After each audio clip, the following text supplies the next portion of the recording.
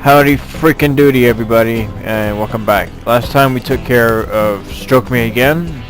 Don't know why, but okay. So today we're gonna, it's a win, lose, or blow a freaking gasket on this wickedly awesome back 9 one-on-one match play challenge. Coming first and you rule. Yeah. So we're gonna go ahead and get started with the Heat Rash Invitational. It took me a little while to figure out what club it was that we won last time, but it was the Cincinnati Irons. So yeah, just mind my idiocy there for a moment.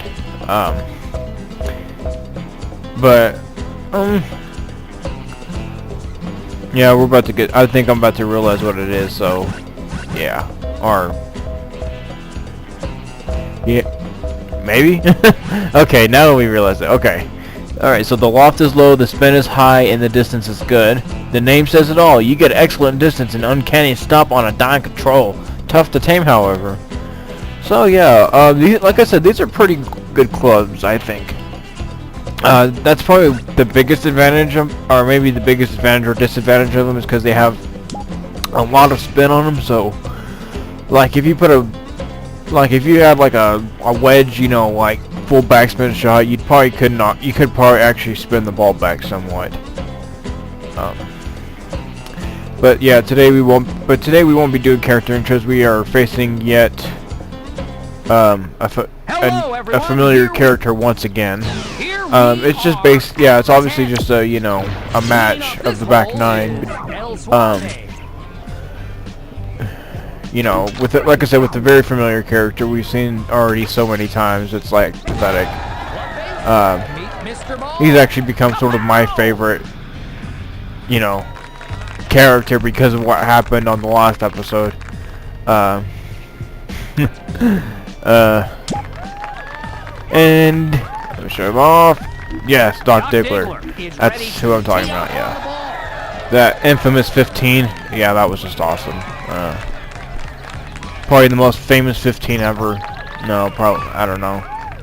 Okay, maybe not the most famous 15 ever. I'm pretty sure in the PGA world, somebody's done something like that. No, I think I've seen actually I think last year somebody shot like a 13 or something like that, or maybe it was this year, but yeah, somebody shot a 13 or something like that on or I can't remember what hole it was, but they just did terrible. I felt kind of bad for him. Because even I haven't done, I mean, well, I've done that bad, but not like, but I've done better too, you know. The best, actually, I can talk a little bit about my golf life, I guess. I don't really play golf that much personally. I love it though. I mean, I really love the feeling though, especially if like you have, you know, especially if you don't have anybody that gets really pissed off on the course, you know. That actually makes the game a lot better, a lot more fun to play. But but you know, for a while, you know, every once in about, I don't know, 6 months to a year, probably a year, probably once a year on air overall. You know, I go out to the local course here and we play either 9 or 18, depends on what we have time for. It's usually 9 though, because yeah, you know, sometimes walking the course takes a really long time, and I'm a pretty slow-paced player, I suppose. I probably don't have to be. I mean, like, I don't even have my golf game figured out in the slightest, really. Everything, I just kind of play the game as it happens, you know. And you know, every once in a while, you know, when I go up there, you know, or just about every time I go to the green and, you know, to the local green and chip and you know, practice putting and stuff like that, which yeah, that's pretty much my weakest part of the game is my putting. I've never one putted anything. I mean, I can't even get close to averaging 1 putt per hole. Now the best part of my game, on the other hand, is actually the driving. I don't know, I feel like I get kind of lucky with it. Honestly. But Fourth shot. I would say about the furthest I can hit it really though is like maybe 220. It's not very far, but you know. But for somebody who doesn't really, I guess, practice their game so much, I think that's actually pretty decent. I mean, and I mean, and you know, if I probably did, I would say that my natural shot might be the straight shot. I'm not sure, but so far that seems to be the natural shot, you know. Like I mean, I'll be honest, the best I've ever done, honestly was on a was make par on a par 3. I mean, that's how bad of a golfer I am. That's how unpracticed I am, you know. Because I can't even make a birdie yet, but I got really close that time. Because I had like a 25 footer for a birdie and I missed it by like maybe, you know, like by like a foot or two or something like that, you know. It was pretty nice, I would say. But yes, indeedy, Rudy. That's gonna make you feel good about your golf game. So yeah, I don't actually know what my handicap is or anything like that, but in fact I've never really officially kept score yet as far as my own golf runs are concerned, because I feel like I'm not really good enough to keep score. Probably if I start taking golf a little bit more seriously, like in real life, then I probably could, you know, try and kind of ran an interruption here, but I pressed the Y button by accident. I actually meant to press the B button or something like that. So I was like, okay, you know, sure, why not? I can show off my timing skill. No, it's not really timing skill. I mean, anybody can do that, but still. Yeah, these first few holes were very slow paced. As you can see, we're only on the 12th hole and it's already been 7 minutes. I mean, yeah, that was incredible. It was incredibly slow paced. I was like, holy I mean, I was kind of surprised myself, honestly. So, yeah, so these next few holes, I think after this one, I start really picking it up. So, yeah. And the time, I mean, it's a little bit longer than I wanted, but, you know, I'm okay with it. I'm not worried about it, really. I might have been worried if it was like 20 minutes, but, you know. For what would be a very sweet but I think 18 is at least okay, you know. Like, yeah, see, look at that, 3 holes, we're already at 8 minutes. I mean, that's pathetic. And it's kind of funny to think that I did the next 6 holes in a matter of 10 minutes, you know. But I mean, it's still kind of slow, but considering what I want to show off and what I don't want and don't really care to show off, 6 and 10 minutes is actually I would say it's a fairly decent time. I wouldn't say it's superbly fast-paced, but it's faster paced than definitely those first three holes. Doc Diggler. And see, I used to be able to use this method that Doc Diggler does. He hits it on top of that, you know, that little bridgeway. I used to be able to do that, but apparently I can't do it anymore for some reason. Like the ball doesn't get up high enough, I guess. Has this putt for a hopeful birdie shot. And it was just pathetic. I mean, it was just stupid how he like hit it on top of that bridge, and then the ball ended up like ever so close to the hole. You know, I wouldn't say it was the closest he could have gotten it, but you know, still. And he almost missed it. That would have been funny. You know, he hits that, you know, that almost lucky shot, and then he just like completely, you know, loses the hole. But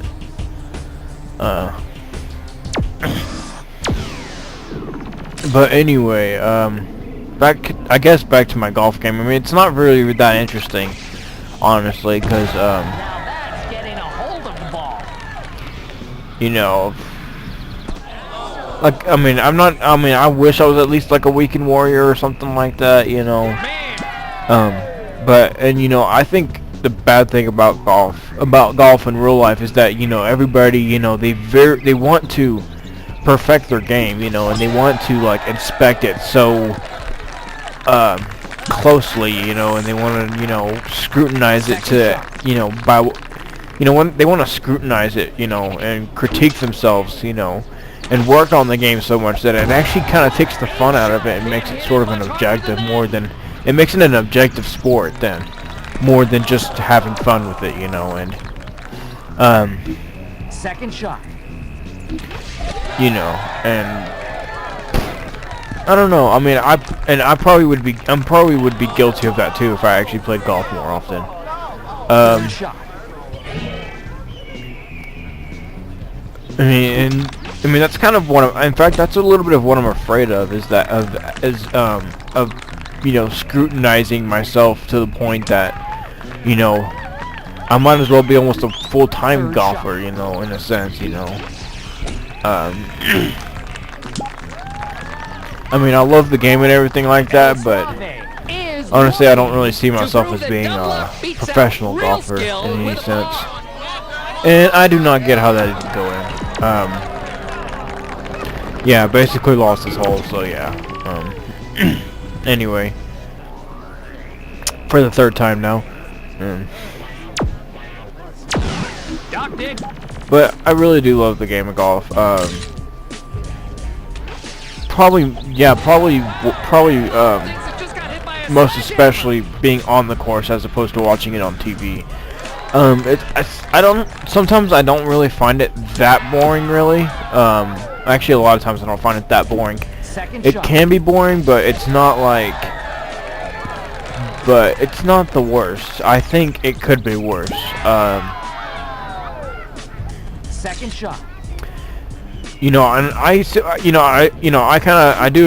kind of you know, make fun of it a little bit of being very slow paced and boring and stuff, but honestly, it's not that bad. If you, I guess the best way to imagine it is if you're actually a spectator there, you know, at the course, really.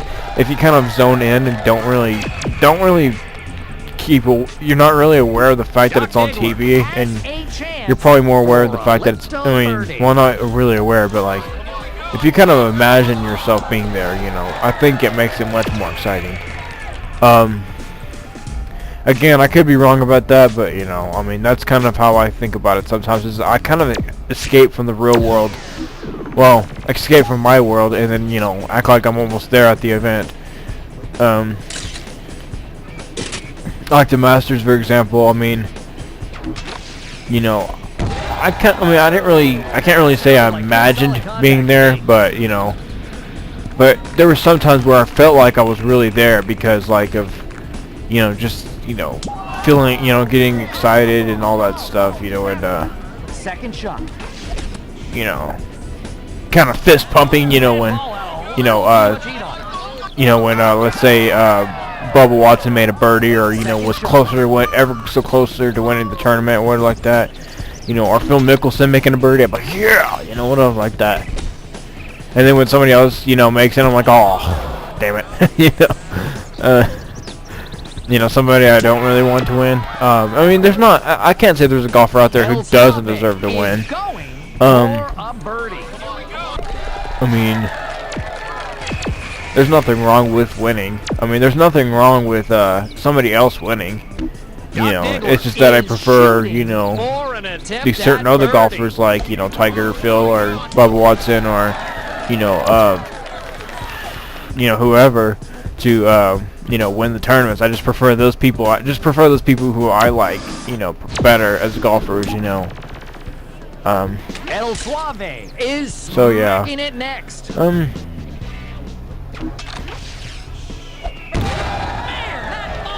You know, and it's actually funny because I haven't. I mean, well, it's not really funny. I mean, it's kind of that, you know. But I actually have not watched any tournament since the Masters. And that was, I mean, it was a couple weeks ago, so I mean, it's not really a big deal. But or it's about to be a couple weeks ago anyway. But I don't know. Like I said, I don't really. I mean, I usually have a lot of stuff to watch on TV anyway, because I keep up with a lot of programs.